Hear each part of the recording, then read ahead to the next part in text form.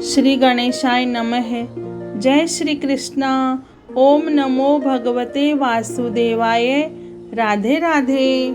कार्तिक मास महात्म कथा का 35वां अध्याय प्रारंभ करते हैं। इतनी कथा सुनकर सभी ऋषि सूत जी से बोले, हे सूत जी, अब आप हमें तुलसी विवाह की विधि बताइए।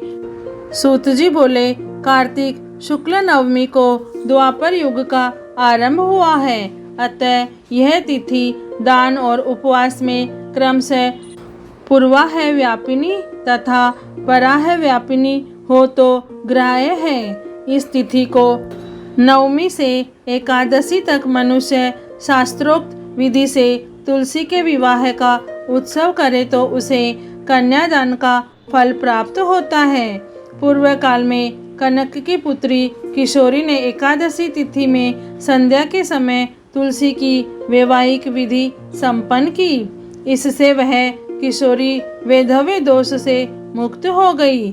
अब मैं उसकी विधि बतलाता हूँ। 1 तोला स्वर्ण की भगवान विष्णु की सुंदर प्रतिमा तैयार कराएं अथवा अपनी शक्ति के अनुसार आधे या चौथाई तोले की ही प्रतिमा बनवा लें। फिर तुलसी और भगवान विष्णु की प्रतिमा में प्राण प्रतिष्ठा करके षोडश उपचार से पूजा करें। पहले देश काल का स्मरण करके गणेश पूजन करें। फिर पुण्य हवाचन कराकर नांदी श्राद्ध करें। तत्पश्चात वेद मंत्रों के उच्चारण और बाजे आदि की ध्वनि के साथ भगवान विष्णु की प्रतिमा को तुलसी जी के निकट लाकर रखें। प्रतिमा को वस्त्रों से आच्छादित करना चाहिए।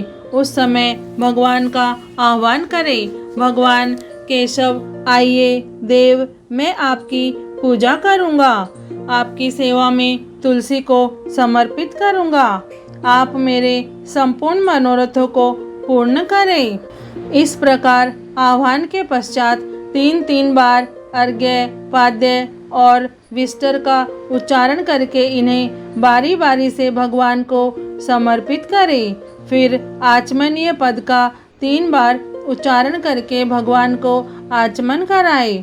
इसके बाद कांस्य के बर्तन में दही, घी और मधु रखकर उसे कांस्य के पात्र से ही ढक दें तथा भगवान को अर्पण करते हुए इस प्रकार कहे, वासुदेव आपको नमस्कार है। यह मधुपर्क दही, घी तथा शहद के मिश्रण को मधुपर्क कहते हैं। ग्रहण कीजिए।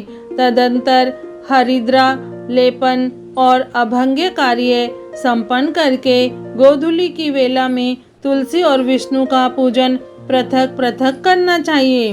दोनों को एक दूसरे के सम्मुख रखकर मंगल पाठ करें। जब भगवान सूर्य कुछ कुछ दिखाई देते हों तब कन्यादान का संकल्प करें। अपने गोत्र और प्रवर का उच्चारण करके आदि की 3 पीढ़ियों का भी आवर्तन करें।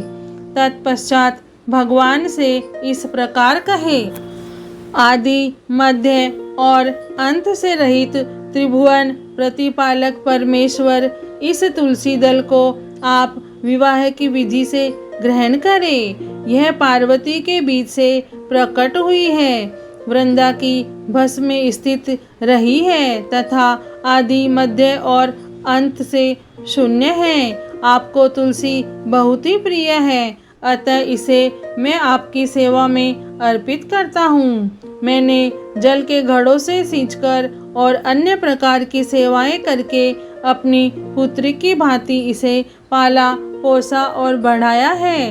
आपकी प्रिया तुलसी मैं आपको दे रहा हूँ, प्रभु आप इसे ग्रहण करें।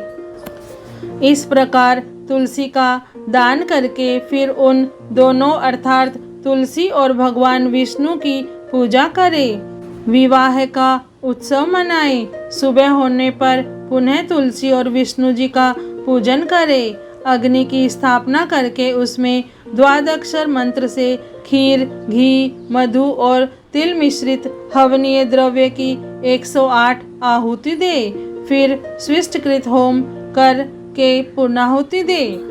आचार्य की पूजा करके होम की शेष विधि पूरी करें। उसके बाद भगवान से इस प्रकार प्रार्थना करें, हे प्रभु, आपकी प्रसन्नता के लिए मैंने यह व्रत किया है। जनार्दन, इसमें जो न्यूनता हो वह आपके प्रसाद से पूर्णता को प्राप्त हो जाए। यदि द्वादशी में रेवती का पौधा चरण बीत रहा हो तो उस समय पारण न करे। जो उस समय भी पारण करता है वह अपने व्रत को निष्फल कर देता है। भोजन के पश्चात तुलसी के स्वतः गलकर गिरे हुए पत्तों को खाकर मनुष्य सब पापों से मुक्त हो जाता है। भोजन के अंत में ऊख, आंवला और बेर का फल खा लेने से उच्छिष्ट दोष मिट जाता है। तदंतर भगवान का विसर्जन करते हुए कहे, भगवान, आप तुलसी के साथ वैकुंठ धाम में पधारे। प्रभु, मेरे द्वारा की हुई पूजा ग्रहण करके आप सदैव संतुष्टि करें। इस प्रकार देवेश्वर विष्णु का विसर्जन करके मूर्ति आदि सब सामग्री आचार्य को अर्पण करे। इससे मनुष्य कृतार्थ हो जाता है। यह विधि सुनाकर सूत जी ने ऋषियों से कहा, हे ऋषियों, इस प्रकार जो मनुष्य श्रद्धा पूर्वक सत्य, शांति और संतोष को धारण करता है, भगवान विष्णु को तुलसी दल समर्पित करता है, उसके सभी पापों का नाश हो जाता है और वह संसार के सुखों को भोगकर अंत में विष्णुलोक को प्राप्त करता है। हे ऋषिवरों, यह कार्तिक महात्म्य सब रोगों और संपूर्ण पापों का नाश करने वाला है। जो मनुष्य इस महात्म्य को भक्ति पूर्वक पढ़ता है और जो सुनकर धारण करता है, वह सब पापों से मुक्त हो भगवान विष्णु के लोक में जाता है। जिसकी बुद्धि खोटी हो तथा जो श्रद्धा से हीन हो, ऐसे किसी भी मनुष्य को यह महात्म्य नहीं सुनाना चाहिए। कार्तिक मास महात्म्य कथा का 35वां अध्याय पूर्ण हुआ। ओम नमो भगवते वासुदेवाय।